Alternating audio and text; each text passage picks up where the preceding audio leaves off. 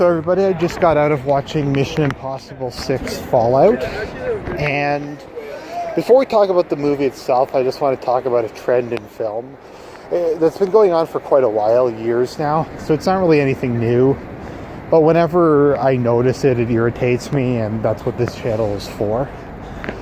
And that's everything having to be in 3D. And not actually filmed in 3D, so it's filmed in 3D, it's not as bad. Like Avatar was filmed in 3D, I think, and the 3D effects in that movie actually don't look terrible. But the 3D effects in most 3D movies are post-conversion. So they'll shoot the film in HD or 88, whatever the film stock is. So they'll shoot it, and then they'll take it in the lab, and they'll just make it 3D afterwards. And it's a hack job. It's like calling a Molotov cocktail a professionally made explosive device. And it just looks awful. And it's always looked awful. But they keep releasing it because of greed. Greed is massively strong. Because they can charge 50% more for 3D movies. Even though it's not actually a 3D movie, it's just a movie that's been post-converted into 3D. And it looks like shit. And I don't know if that's just because, like, some people can see 3D better than others. I can't. I do have a astigmatism. My eyesight's not that bad, but I do wear glasses to correct a slight astigmatism in both eyes. So I don't know if that alters my depth perception to the amount that I can't see it properly. But I've just never been able to see 3D, and it's always looked like crap. So in this movie, it was taken to the logical extreme. I actually went and complained and asked them if they could do something, because it was just so dark. Because when they do 3D, it darkens the film stock. And then you put on 3D glasses, and that darkens it more, and I couldn't tell what the hell was happening for most of the movie. And I mean, is that the movie's fault? Is that the projector's fault? Is that the post-convert? Like, it doesn't matter. The point is, you're purchasing a ticket. You're purchasing the complete experience. If the filmmakers decided to use a terrible post-converted 3D on this that makes the film basically unwatchable, knowing that the 3D glasses are going to make it worse, then screw them. Then that's their fault. They created that situation. So now that I'm done ranting about that and just how much it made this film suck, but I do think that's a legitimate criticism of this movie, because you can't not watch it in 3D. Because people are probably wondering, well, why didn't you just see it in standard definition? I tried, but for big movies nowadays, what they do is they only release them in 3D. So I had a long day at work. It's been a really long week, really stressful week. I just want to go and watch some like crappy popcorn entertainment. And I'm like, well, I'm in downtown Toronto. There's got to be a theater somewhere that's playing this in 2D. And I couldn't find one. It was all 3D or Ultra AVX or Ultra bullshit, or just one of their stupid proprietary formats that suck. So I was like, no, I refuse. I refused to pay for Ultra AVX. I guess I'll just go see it in 3D. So I just want to see a movie. And to be fair, I didn't even really want to see this movie, but I saw it had 98% on Rotten Tomatoes. And for like an action movie to get that high, I was like, well, this has got to be something special. Because I was going to go see Teen Titans Go to the movies. So I'm a big Teen Titans fan. I never watched The Go, but I'm like, there's nothing else out lately. It's been really slow year for film. And I'm like, maybe I'll go see that. And then my mother's like, Argent, are you going to go see Mission Impossible 6? I'm like, no, I don't want to see that. And she's like, but it has 98% Rotten Tomatoes.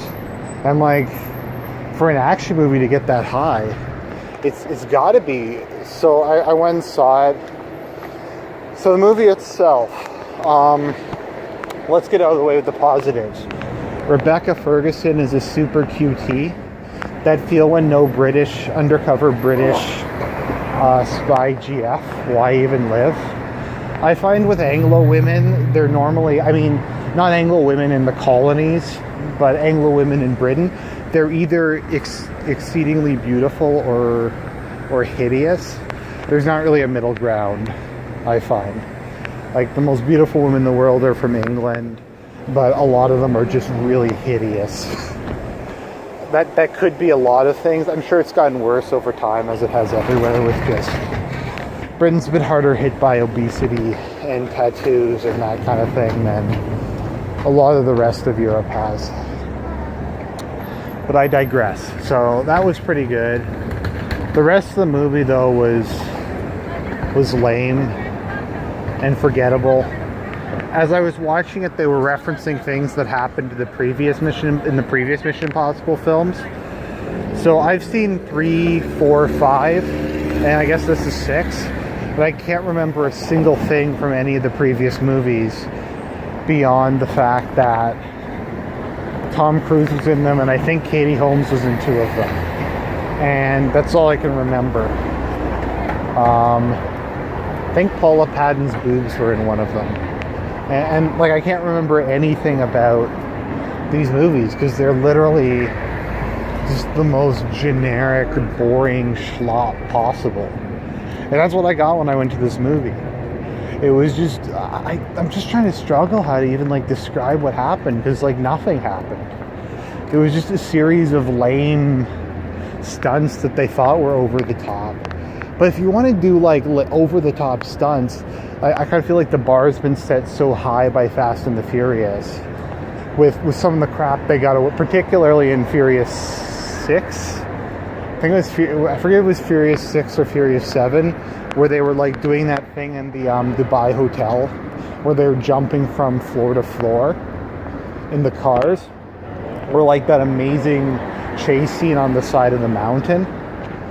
Like, this movie doesn't come close to that, or that other awesome, I think that is Furious 6, or that awesome scene where they're fighting the drones and The Rock like picks up the chain gun from the drone and starts shooting the helicopter down.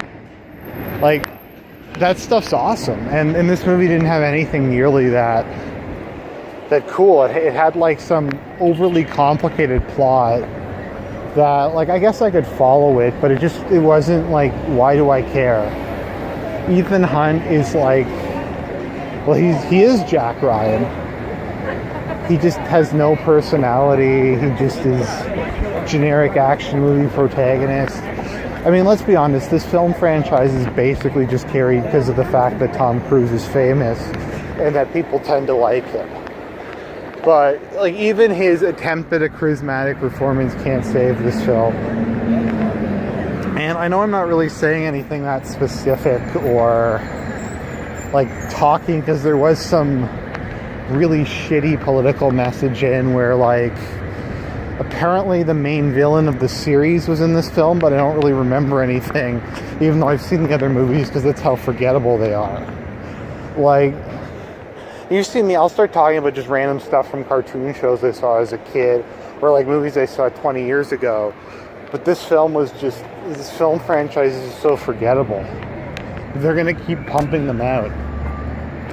And as I said, I know they do the same thing with Fast and the Furious. But maybe it's typical. But those to me are like my guilty pleasure. I know I'm talking more about Fast and Furious than I am about Mission Impossible. But they're more interesting. Yeah, because as dumb as they are, they do have a lot of heart to them. They are kind of like the last implicit stand of masculinity.